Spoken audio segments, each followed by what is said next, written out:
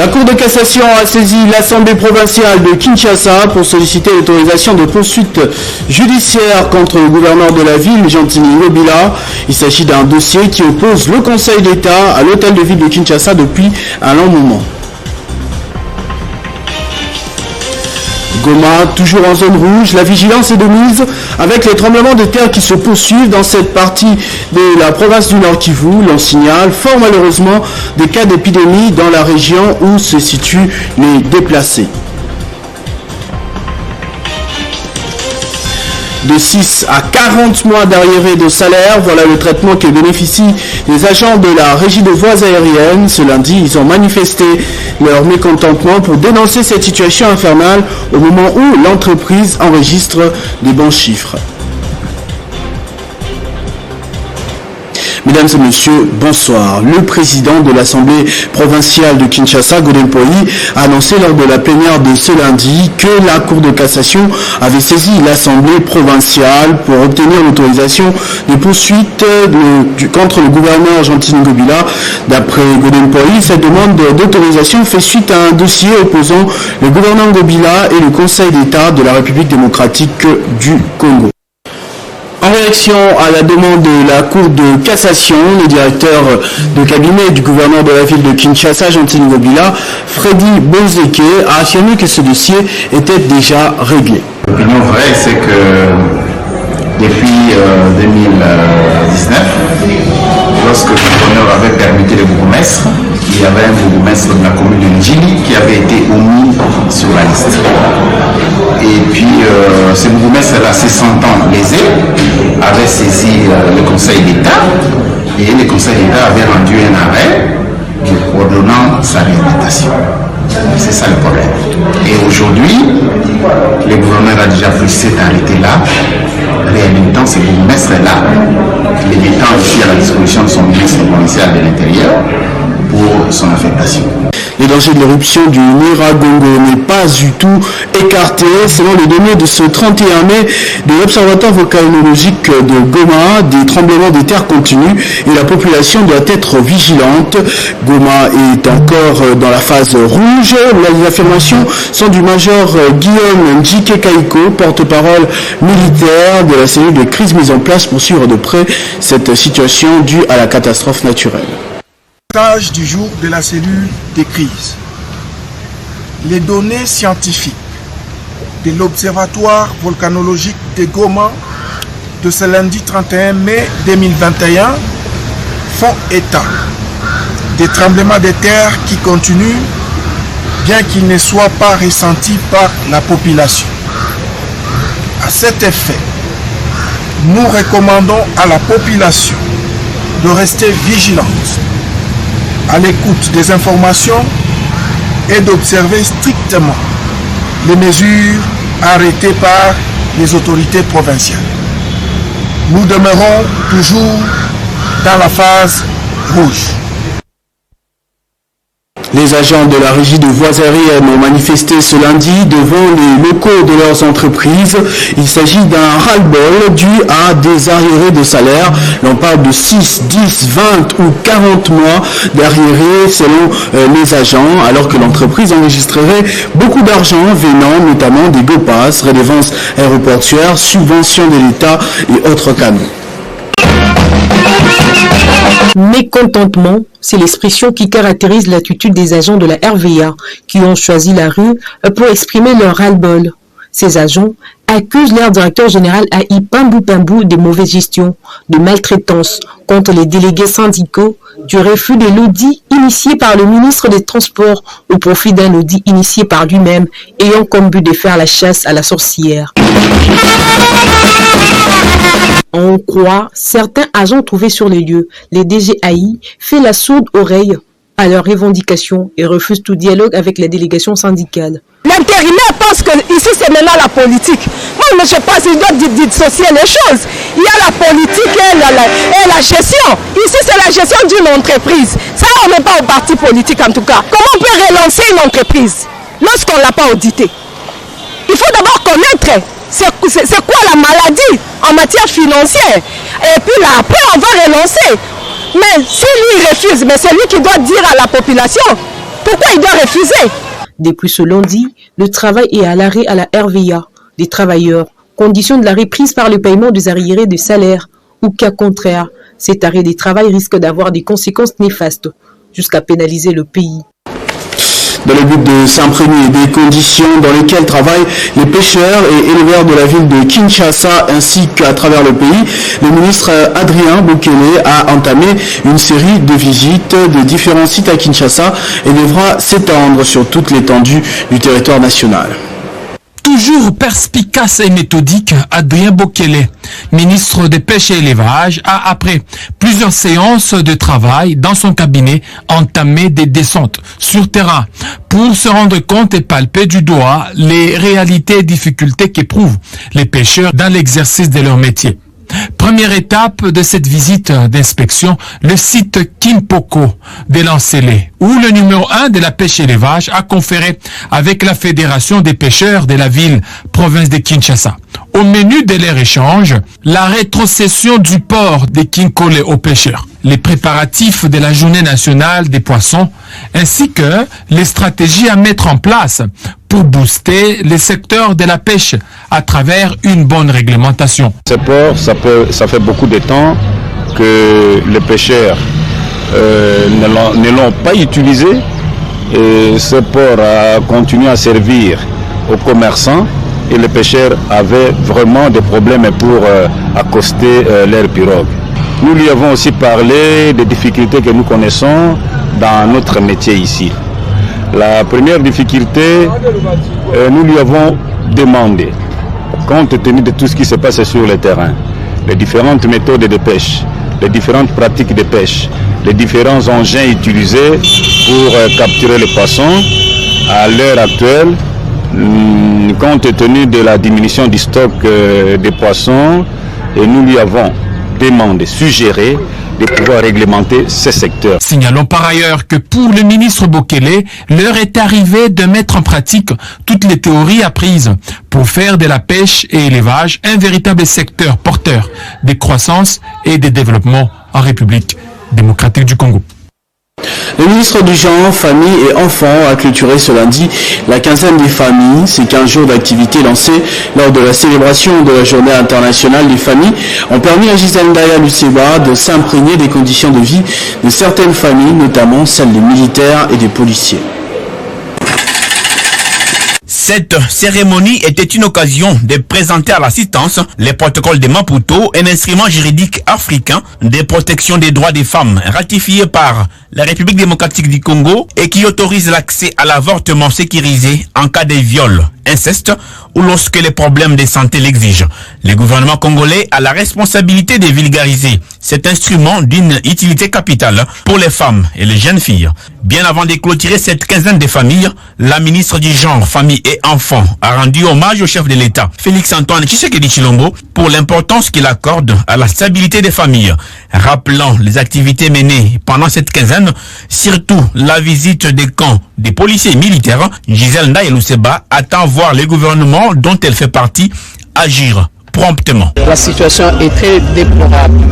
C'est à cette occasion que j'en profite pour lancer un appel à notre gouvernement, par la tournée bien sûr de notre ministère et aussi aux partenaires pour qu'on puisse quand même régler la situation des familles, des hommes en uniforme, parce que comme vous le savez, aujourd'hui nous parlons de l'état de siège, il y a beaucoup de familles qui sont restées, les hommes s'autofont. Rendu possible grâce à l'organisation internationale AIPAS, dans le cadre de son projet Makoki Yamwasi, son représentant a souhaité voir la RDC permettre aux familles de tirer les avantages des nouvelles technologies de l'information et de la communication en cette période de Covid-19. Selon le docteur Mike Mpoyi, son organisation continuera à appuyer la République démocratique du Congo en cas d'urgence humanitaire. Que vive la famille en RDC, que vive la République démocratique du Congo, que vive le ministère du Genre, Famille et Enfants, je dis et je remercie.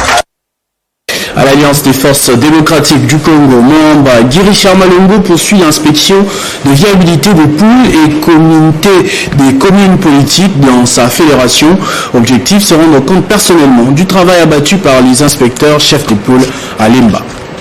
Le quartier Salongo a vibré au rythme de l'AFDC Moamba, venu pour inspecter les poules et animateur du comité des communes politiques des Salongo et Rigini. Le président fédéral du Moamba, Guy Richard Malongo TGV, a été accueilli par une foule en liesse de cadres de sa fédération. Prenant la parole à l'occasion de cette 8e visite d'inspection, le message du leader de Moamba a porté sur l'exhortation aux cadres de sa fédération de demeurer ferme et inébranlable dans la lutte politique aux côtés du président de la République Félix Tshisekedi, du côté du sénateur et autorité morale de la FDC et du regroupement FDCA du modeste Bahati Lukwebo. Guy Richard Malongo a souligné que la FDC travaille toujours dans la vision du chef de l'État pour accomplir la célèbre citation « Le peuple d'abord ». Ça, c'est vraiment quelque chose à encourager. Le travail se passe très bien. Et vous les constatez, et vous les constaterez toujours parce que après-demain, nous serons encore à Kingabo, peu chaud, Kingabo Ndamou. Nous sommes un peu déstructurés, je crois que nous allons bientôt finir. Mais partout nous allons passer, comme vous l'avez vu avec nous, c'est un succès fracassant parce que les cadres du parti de l'AFDC, cher Amoudé Sabahati, sont toujours au point. Signalant par ailleurs que cette inspection a connu la participation des 10 poules et plus ou moins 50 communes politiques, soit 1250. Notons que Salongo, ne disposant pas d'espace pouvant contenir plus de 3000 cadres, un groupe d'inspecteurs sous le leadership de l'inspectrice Ange Matoka de Salongo a été exceptionnellement autorisé de recevoir le président fédéral, Guy Richard Malongo. Mise au point sur les massacres perpétrés au village Bijombo dans le sud Kivu par les Maïmaï à Kutumba le 29 mai dernier. À l'issue de cette attaque, une dizaine de femmes et plusieurs enfants sont des otages jusqu'à présent des rebelles. Voilà pourquoi les sénateurs Moïse Nyarugabo a lancé le cri d'alarme au gouvernement, question de trouver une solution à cette situation. Au cours de ce point de presse, le sénateur Moïse Nyarugabo a dénoncé le silence total des autorités civiles et militaires face aux massacres à grande échelle dans les hauts plateaux d'Ouvira, de Fizi et de Mwenga dans le sud Kivu en général, et plus particulièrement une autre attaque de la coalition de Maïmaï Yakutumba, Kibukila et Mouchombe contre le reste du village situé dans le groupement Bijombo. Lors de cette dernière attaque du 29 mai, 5 personnes ont été tuées, 9 blessés, dont une femme dans un état critique et 27 prisonnières. Parmi ces otages figurent 10 femmes, 15 enfants et 2 hommes. Il en est de même d'une autre contrée appelée Bibokoboko, dans le territoire de Fizi, à quelques kilomètres de la ville de Baraka, dans le moyen plateau, la seule contrée où on peut encore trouver 25 villages habités par les Banyamulenge, sur toute l'étendue de ces 3 territoires. Des groupes armés Maïmaï et leurs alliés FNL et Forebu, du Burundi encore une fois, ont décidé de les attaquer, de les tuer, de brûler leurs maisons, de prendre leurs biens et mettre les rescapés sur la rue. Aux dernières nouvelles, le commandant du secteur Sokola 2, basé à Ouvira, a ordonné qu'une petite unité des FARDC des villages précités soit relevée et envoyée ailleurs. Un autre aspect que cet élu national déplore. L'État doit faire son travail, protéger ces populations et mettre hors d'état de nuire ces groupes armés et congolais et étrangers. J'ai appris qu'il y en a qui disent que non, il faudra négocier. On négocie sur comment vivre ensemble. Mais on ne négocie pas pour vivre. Et la société civile de l'Équateur monte au créneau pour fustiger les propos de l'ancien vice-ministre des Finances et cadre de l'UDPS à son arrivée le week-end dernier en province. Pour elle, la province se porte bien avec l'actuel gouverneur et les députés provinciaux ne devraient pas se prêter à ces jeux malsains. La nouvelle société civile congolaise Équateur désapprouve les comportements surprenants de l'ancien vice-ministre des Finances du gouvernement central et cadre de l'UDPS, parti du chef de l'État, arrivé ce samedi le 29 mai 2020 avec dans sa gibecière son projet de remplacement du gouverneur de province en place en violation des procédures démocratiques acquises. De tels agissements ne sont plus tolérés dans notre chère province qui a vécu des moments d'instabilité institutionnelle presque chroniques avec des changements intempestifs de gouverneurs et des présidents de l'Assemblée provinciale dont elle n'a pas malheureusement profité. Nous demandons aux députés provinciaux en place de ne pas tomber dans ce piège d'une pointe et rappelons à notre ancien vice-ministre que l'époque de l'alliance FCC cash est révolue et que pour l'union sacrée en marche, les antivaleurs n'ont plus de place. À toute la population de l'Équateur, la nouvelle société civile congolaise Coordination de l'Équateur recommande une vigilance toute particulière afin d'éviter les reculs comme les années passées depuis 2006 et laisser place à la consolidation des projets en cours de réalisation à travers la province. Parlant religion à présent, la nomination de l'évêque Bernard Kilono n'a pas laissé le président de la République indifférent qui a dépêché le vice-premier ministre, ministre en charge de la fonction publique, avec une forte délégation gouvernementale pour participer à cette messe d'ordination qui a été officiée par le cardinal Fridolin Ambongo. Mandaté par le chef de l'État, Félix Antoine Tshisekedi Tshilombo, le vice-premier ministre, ministre de la fonction publique, Jean-Pierre Liaou Eboa Kaloko Lamugalibana, est arrivé ce samedi à Lissala, à la tête d'une forte délégation gouvernementale pour prendre part à l'ordination de l'évêque d'Elissala, José Bernard Likolo.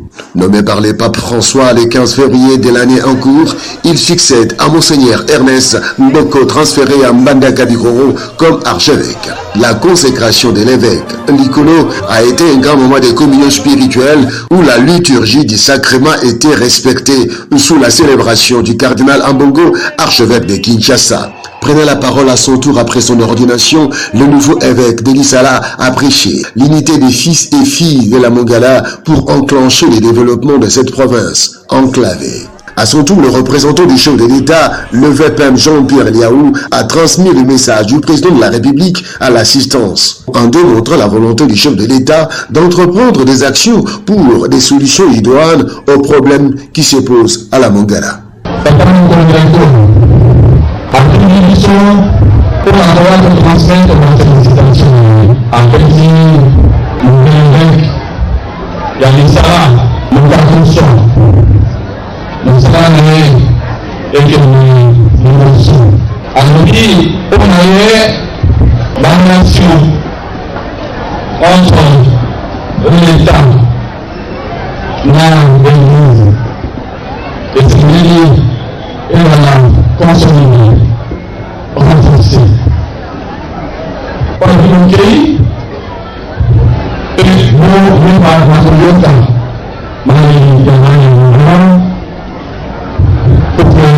tous les gars, maintenant, il y a l'action. Pour la même Soutien au FARDC, à la police et aux victimes de l'éruption volcanique de Goma.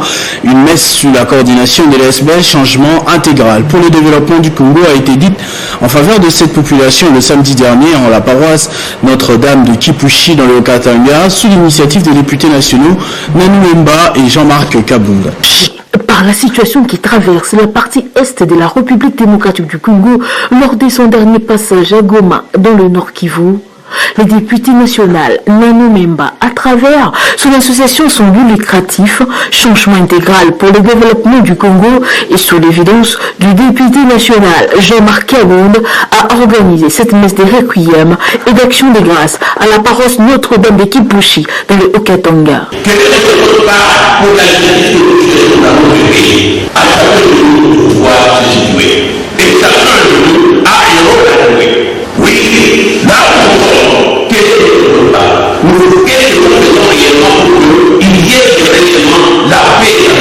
Outre les membres du CIDC, les autorités politico-administratives de Kipushi étaient également venues prier pour leurs compatriotes de l'Est, principalement ceux de Goma, après l'éruption volcanique de Nyiragongo et son cortège de malheurs. L'occasion était belle pour lancer un appel à la paix, à la solidarité et à l'unité.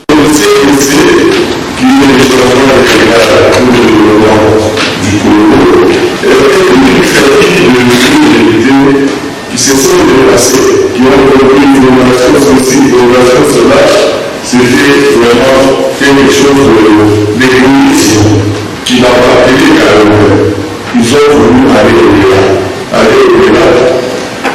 ont pu nous demander qu'on puisse voir l'idée au-delà des économistes congolais.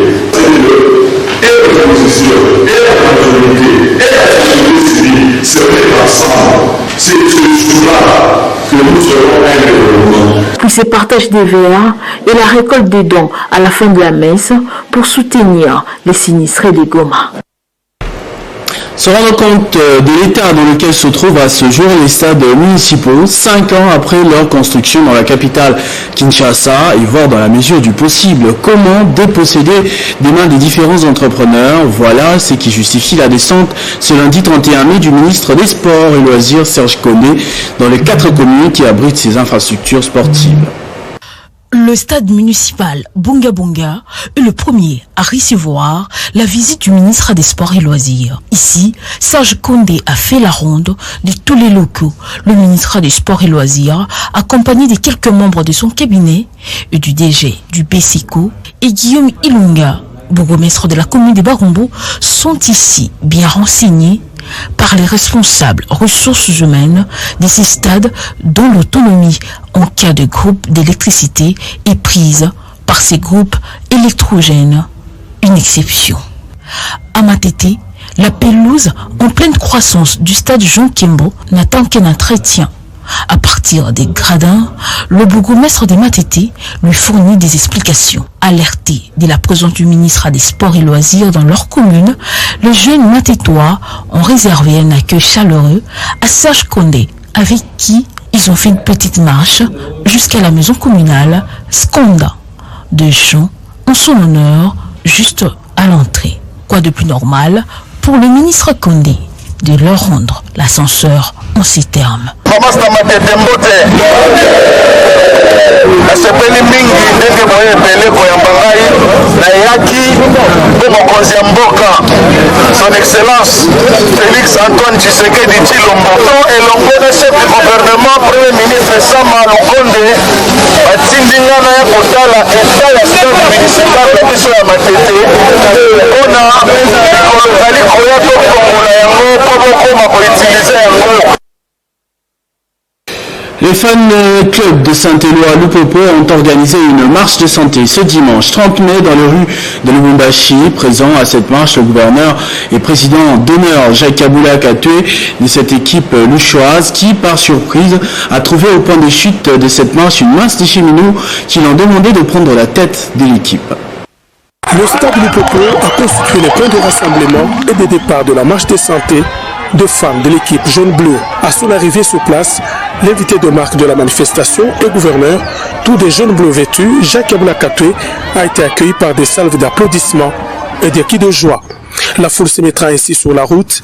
Partie de l'avenue du 30 juin, les viettes auxquelles se sont joints des membres du gouvernement provincial, du cabinet du gouverneur, tous fans ou faisant partie du comité de l'équipe et d'autres dirigeants ont alterné, marché footing notamment sur l'avenue Kilela Balanda, l'avenue Lumumba, sur chaussée Laurent Désiré Kabila, les avenues Kasavubu et Kimbangu.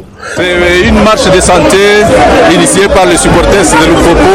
Moi je suis parmi les supporters de Lupopo et à ce titre je viens rehausser de ma présence à cette marche de santé qui a un sens double. Le premier sens c'est la santé des supporters, mais le deuxième sens c'est l'appui à l'équipe de Saint-Éloi Lupopo. En tout cas nous sommes suffisamment satisfaits, vous-même vous voyez l'engouement aujourd'hui. C'est pour vous dire que Lupopo est un grand club, vous voyez uniquement le nombre des supporters qui sont présents. Je pense qu'aujourd'hui on a démontré à la face de tout le monde. Le souhait ici est que l'équipe puisse remonter et que nous puissions vraiment amener l'équipe en rapport avec son nom, parce que Lupopo c'est une grande équipe. Lupopo n'a pas commencé aujourd'hui et ce que le gouverneur veut faire aujourd'hui, c'est de pouvoir redonner à l'équipe de Lupopo son vrai nom et son vrai sens d'existence. À peu près des 3 heures de marche, les fans de Saint-Éloi Lupopo se sont retrouvés au terrain du complexe sportif Kiwele.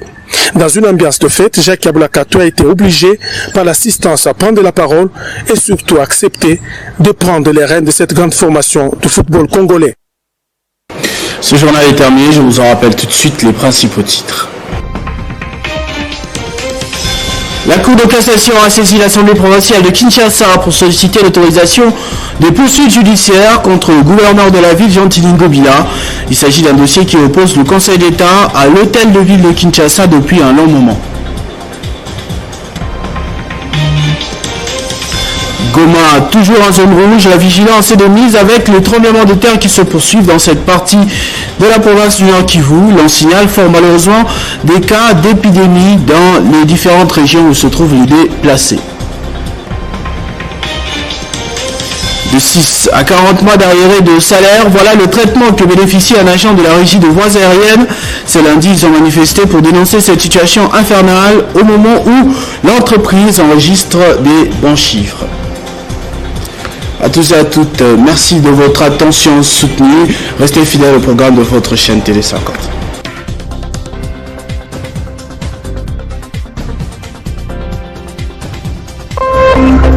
Téléchargez les infos Télé 50 sur www.télé50.cd. La famille Lukwebo annonce la célébration d'une messe d'action des grâces à Dieu le mercredi 2 juin 2021 à 16h à la cathédrale Notre-Dame des Lingola à la suite du décès de leur arrière-grand-mère et mère perpétuée Nyamukara Nyamirali, décédée à Bukavu à l'âge de 111 ans le 17 mai 2021. Ce communiqué vaut invitation pour la famille du professeur Modeste Bahati Lukwebo et le général-major Deo Lukwebo Mbogo. Le service de communication du ministère du numérique porte à la connaissance du public qu'il circule une annonce appelant au recrutement par le secrétariat général du ministère. Le service de communication tient à préciser que le secrétariat général du ministère n'est pas encore installé. Par conséquent, ces informations sont fausses et n'engagent nullement le ministère que dirige son Excellence Messieurs Désiré Kesmeri Kolongele et Bérande. Fait à Kinshasa le 31 mai 2021. Service de communication.